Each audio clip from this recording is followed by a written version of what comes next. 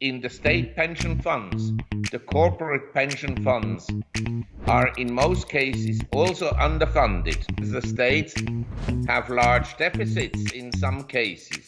I think a lot of pensioners are seriously concerned about this already now.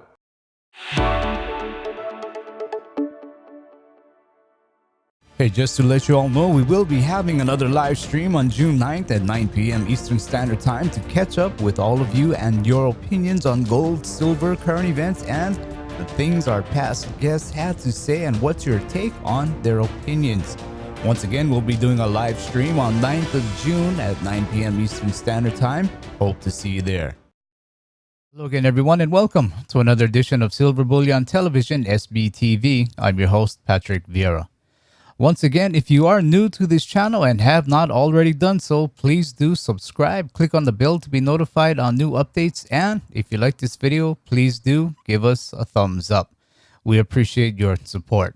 Without any further ado, our return guest today is Dr. Marc Faber, who is the editor and publisher of the Gloom, Boom, and Doom Report, which highlights on unusual investment opportunities. He is well known for his contrarian investment approach, and we are delighted to have him back here again as a guest. Good day, Dr. Faber, and welcome to SBTV. How are you doing? I'm fine. Thank you very much. Thank you for having me on your program. Thank you for coming back again. In a recent interview this year, Warren Buffett, he called the state of public pensions in the U.S. a disaster. And he also said he will avoid relocating or invest heavily in states that have large underfunded pension liabilities. Do you agree with his assessment of public pensions, and are public pensions today sustainable? Well, they are in principle sustainable, provided the states increase the revenues of their pension funds. You understand? As it stands now, they are underfunded. What it means is they don't have enough money in the kitty to cover their liabilities, their future liabilities.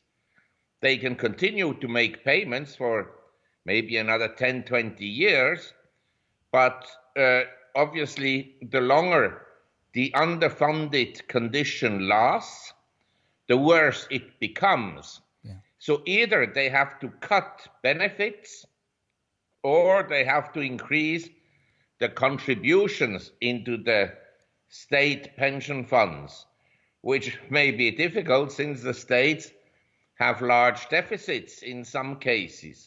Alaska, Connecticut, California, Illinois, they have pretty substantial pension shortfalls. Is Yes. it? Yeah, they really do. And would it be logical to conclude that states with the most burdensome unfunded pension liabilities would be the ones most likely to radically raise taxes or, as you said, find some sort of other revenue? Yes, this has happened in some states already, like Illinois. And as you know, people are moving out of Illinois because of high taxation.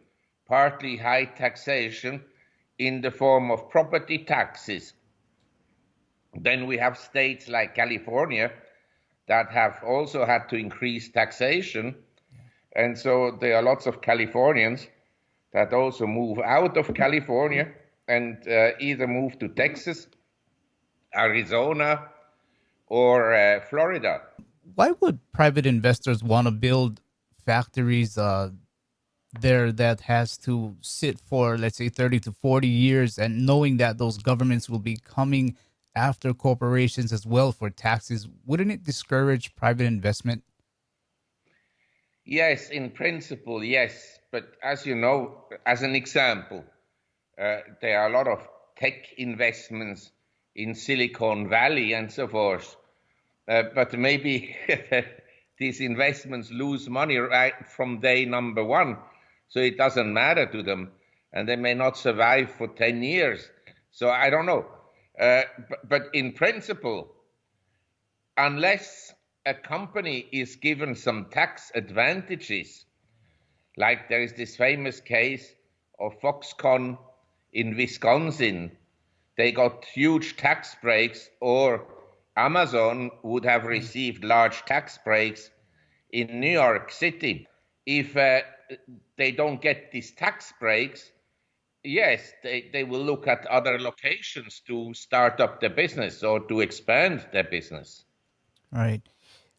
Dr. Faber, what do you think will happen when the day comes that pensioners realize that they are never going to get their retirement money that they were promised? Well, what do you think Well, is going to happen? well, I think a lot of pensioners are seriously concerned about this already now.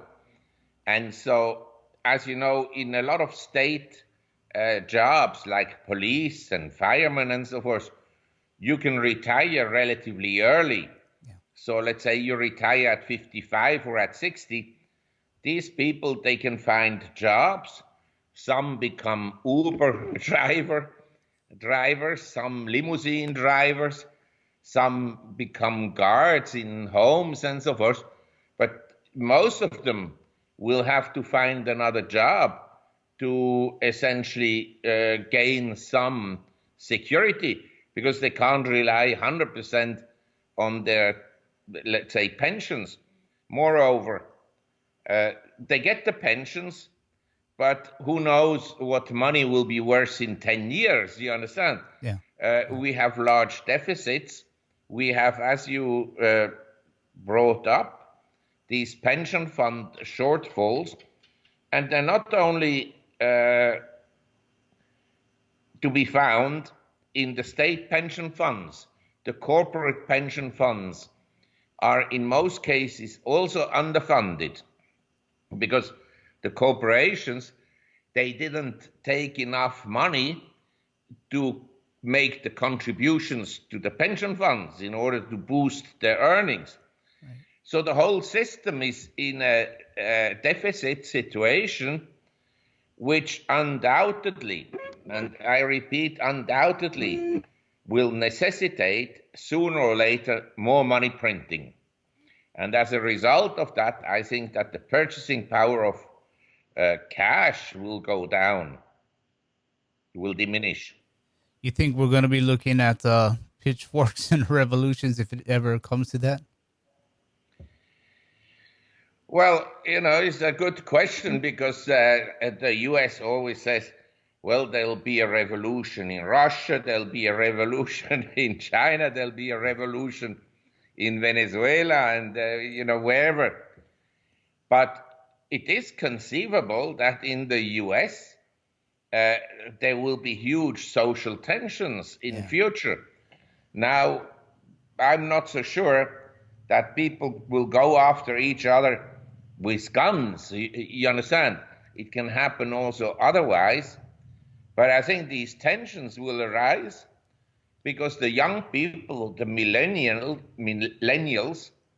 and the Generation Z, they have no money.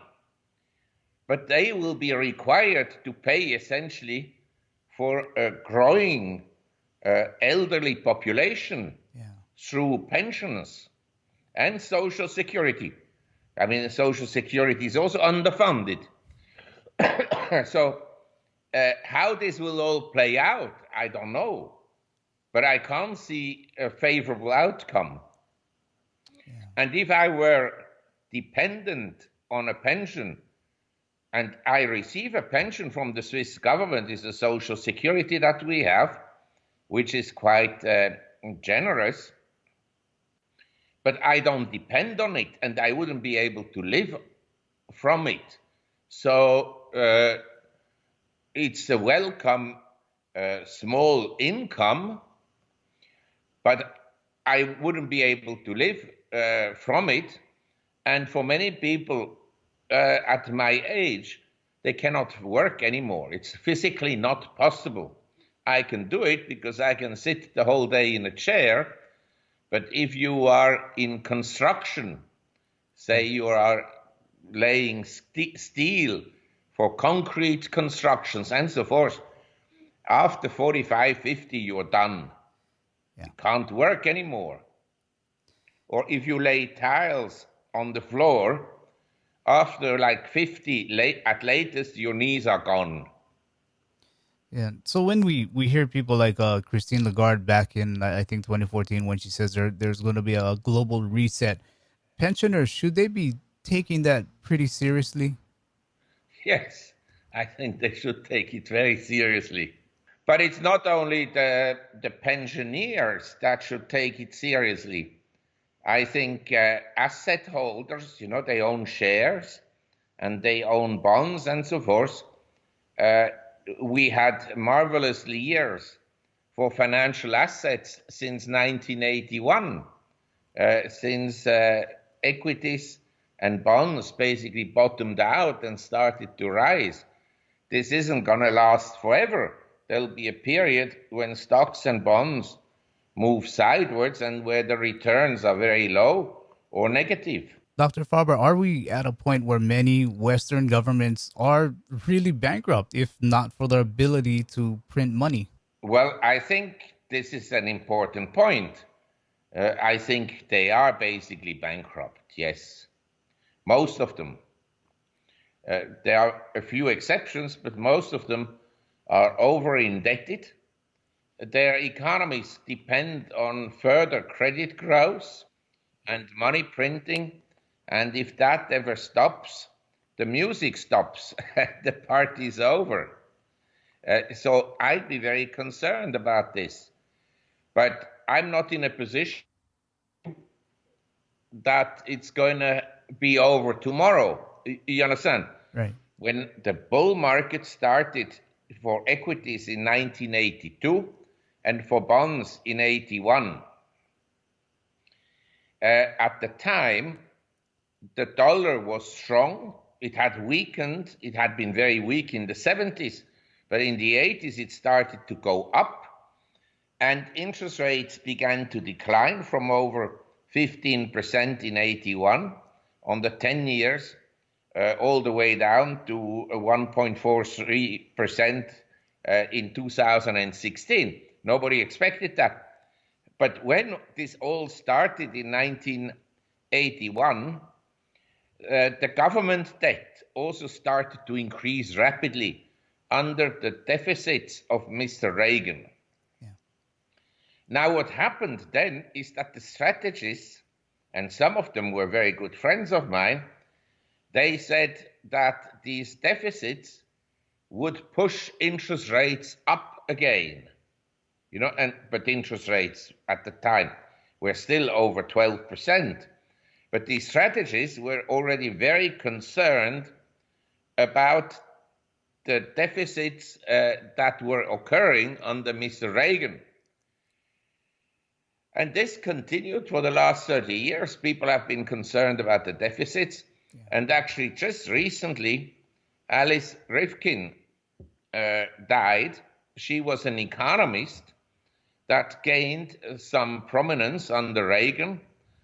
And she was a deficit hawk. She was completely against any deficits, with which I have great sympathy. But nowadays, you understand, we have low inflation, we have huge government debts all over the world, we have huge deficits all over the world, and deficits no longer matter. The perception is that it's irrelevant. Now, as an economist, I'm asking myself, is it possible that actually we have low inflation and low growth around the world because of the deficits we already accumulated? You understand? Yeah. We have deficits in the government. We have deficits in the pension fund industry. Strictly speaking, we also have. They borrow money to buy cars and so forth. They spend more than they earn. They have practically no savings. Half the US has no savings. The rich people have a very high savings rate. If you earn $100 million a year, maybe you spend $5 million, but you already spend a lot if you spend $5 million. Yeah. So your savings rate is 95%. Yeah. Geez, Dr. Faber, I'd love to be able to spend $5 million in a year. But Well, if you have divorces and so forth, it happens quickly. I hear you. And if you have if you have a yacht and private planes, a private plane costs, say, around $2 million a year, Yeah. the maintenance. Okay.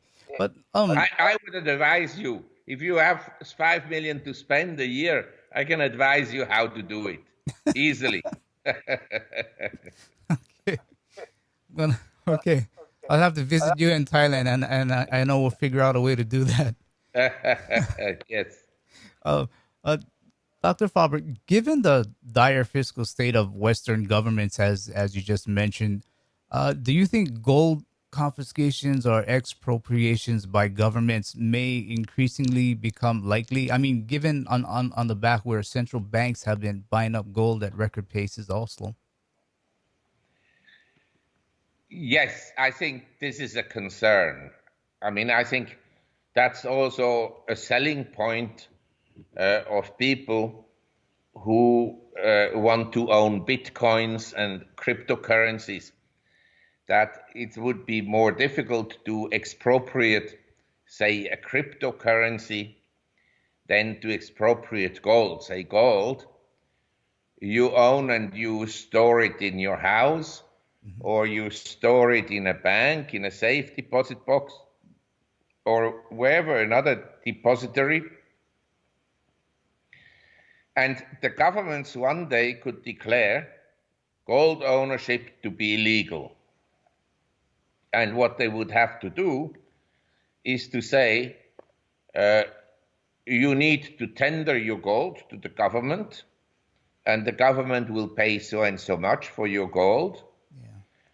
And if you choose not to give it to the government against this payment, uh, the penalty for not tendering your gold will be very high, say 10 years in jail, maximum security.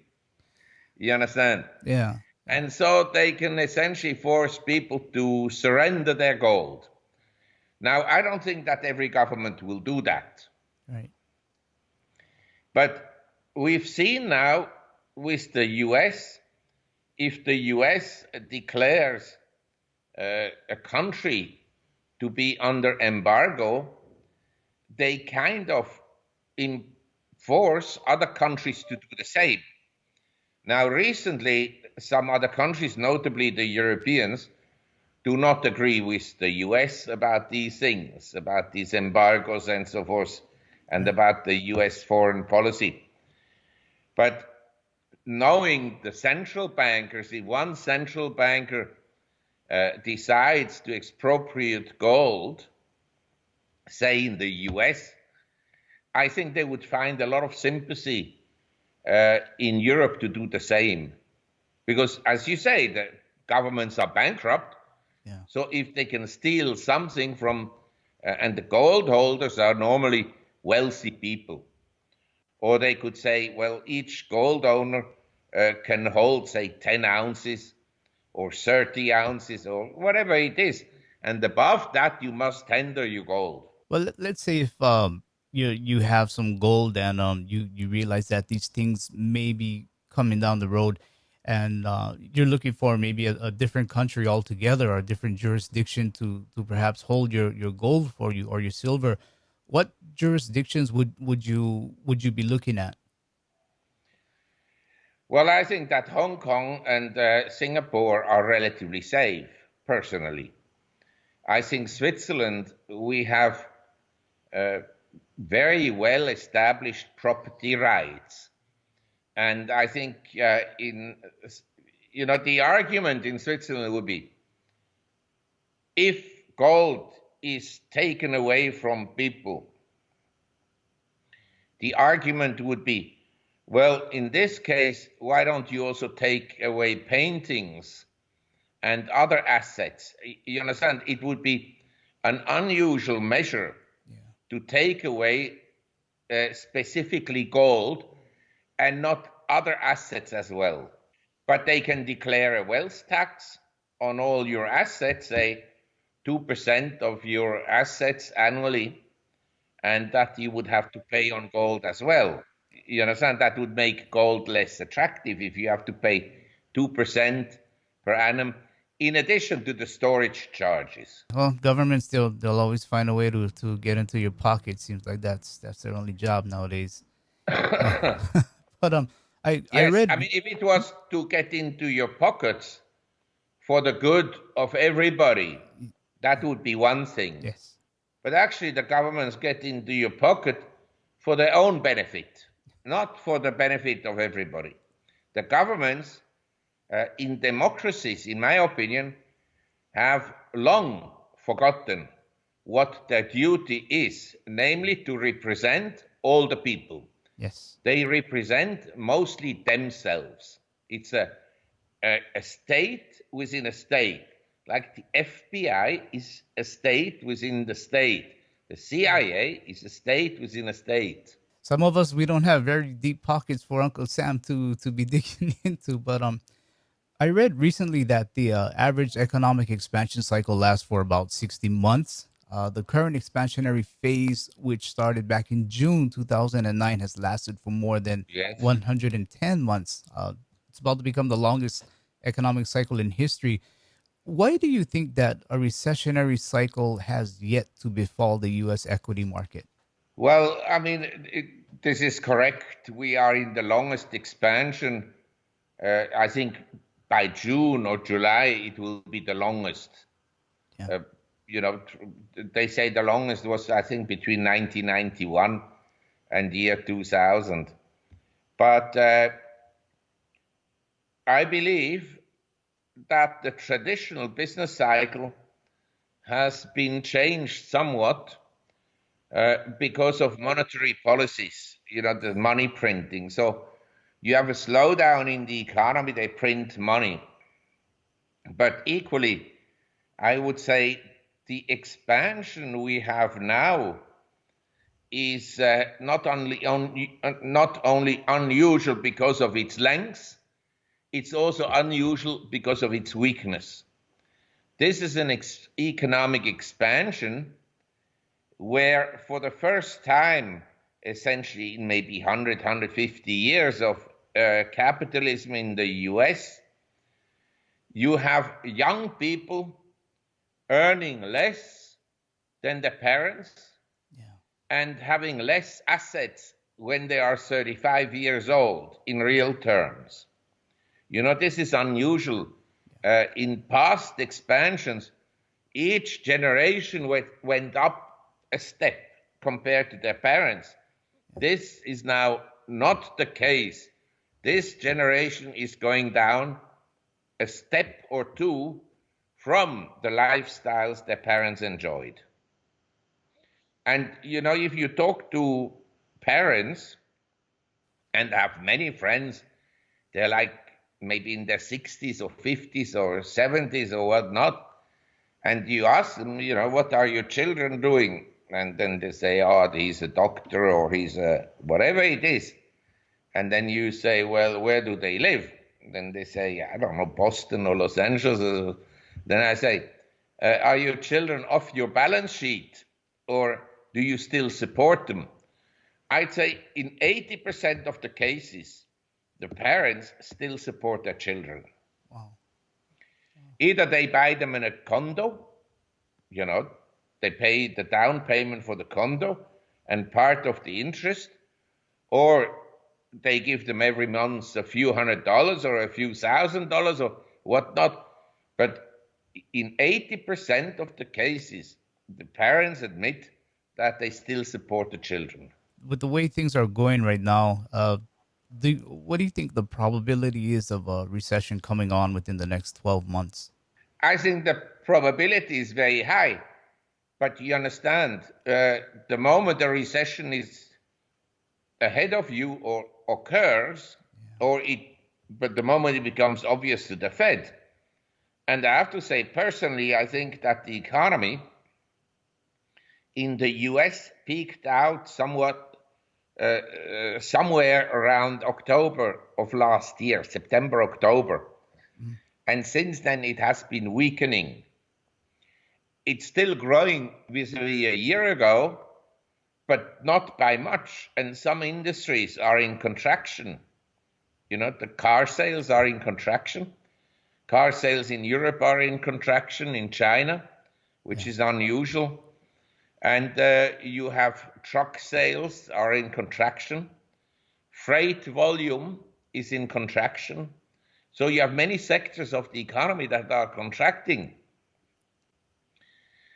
But the Fed can, of course, eventually cut interest rates to zero or below zero. How it will impact the economy, I'm not sure. Maybe it won't be favorable for the economy. Okay. Because the interest income of some people will diminish. And number two, we've had so many QEs already. So each incremental QE has a lesser impact. But let's assume they cut interest rates. Then, of course, the dollar will weaken, more likely weaken. And so maybe in nominal terms, stocks and real estate recovers or goes up, but maybe in real terms, inflation adjusted or measured against foreign currencies, they go down. So that's why I say people should own some gold. The expropriation of gold is not going to happen right away. You need a crisis. And between now and the crisis, I think that gold can probably rally a lot. But I admit it's not acting well. And the gold shares are performing, by and large, with few exceptions, horribly. But sticking with the economy, do you think with the 2020 elections coming up, do you think the Fed is going to jump in and somehow tweak the economy to look rosy for voters? Well, let's put it this way. The people at the Federal Reserve and on the board and voting members, I cannot imagine that they are very enthusiastic about Mr. Trump. They must think he's a complete idiot. And I don't think they will cut rates as quickly as the market thinks. I think they will be slow in cutting rates. So who knows what will happen? But my sense is that asset prices in the US, both real estate in the major centers like New York, Boston, Newport Beach, San Francisco, Los Angeles, Seattle, and Denver, that the real estate market is very toppy, very high, and will likely come down, and that stocks are very speculative and expensive relative to the rest of the world. So if you have a portfolio, I would consider increasing my holdings outside the US rather than in the US, and I would maintain some cash and also some bonds just in case the economy weakens considerably. Okay. Last question. How about some crypto? I mean, I heard you bought your first Bitcoin recently. Congratulations. Yeah. Do you see electronic currencies being solutions for future restrictions of gold movements, or something you may even want to keep in your portfolio? I'd like to say this. I think, yes, I don't believe that in 50 years' time you will travel to Europe and then change your dollars at the bank counter into euros and so forth. I think, like in China, fintech has developed a lot. Everybody has electronic wallets. And there are restaurants you can't pay with cash. It's all electronic. It's bad for me because I pay cash. But this is the way it's moving. there are some security issues. You understand? Yeah. That is the difference between owning gold. Gold, if you store it in a safe deposit box, it's unlikely to be stolen. Maybe it can be stolen by your wife in case of a divorce or something like this. But basically, it's relatively safe. A crypto wallet, I tell you, a good hacker, if he can get into the US government, he can get into your wallet for sure. Yeah. You're an accomplished hacker. So there are some security issues, and I wouldn't put all my money into Bitcoins, and I wouldn't put all my money into gold, and I wouldn't put all my money into stocks. I would diversify. But I think, my young readers told me, Mark, don't be so old-fashioned. You also have to own some cryptocurrencies. So I said to myself, after the decline from 19,000, I think the low was around 3,100 in March. I said to myself, and looking at the chart, it looked like it's forming a bottom, a rounding bottom. I said to myself, so okay, let's buy some. Yeah, even though crypto Bitcoin was stuck in low to mid 3,000s, it hung on. It didn't. That seemed to be the floor. Yes, but I didn't expect it to go up straight to 8,000. I have to say, I thought chart-wise it should retest around 6,000. But look, who knows? I think markets are unpredictable, but they're particularly unpredictable if they're manipulated by government officials. And, people have said, oh, the cryptocurrency markets are manipulated. Well, do you think the bond market is not manipulated? Do you think the stock market is not manipulated? Everything is manipulated nowadays. Yes, it is. Dr. Faber, we appreciate your time, but before we wrap up, can you let our listeners know more about the Gloom, Boom, and Doom report? Well, thank you for giving me the opportunity. I have two reports. I have a website report, and the printed version of a report is the Gloom, Boom, and Doom report. And the information is contained on gloomboomdoom.com. gloomboomdoom.com. Dr. Faber, we thank you for coming on the show, and it's been a pleasure speaking with you again. And I guess no central bankers coming at your door this time. Your dogs are sleeping, huh? Yes. That was Dr. Marc Faber, the editor and publisher of the Gloom, Boom, and Doom Report. For more information of his work and his views, please visit his website, www.gloomboomdoom.com. Please remember to subscribe, hit the bell to be notified on updates, and give us a thumbs up. Do also check out the SBTV podcast on iTunes and Spotify.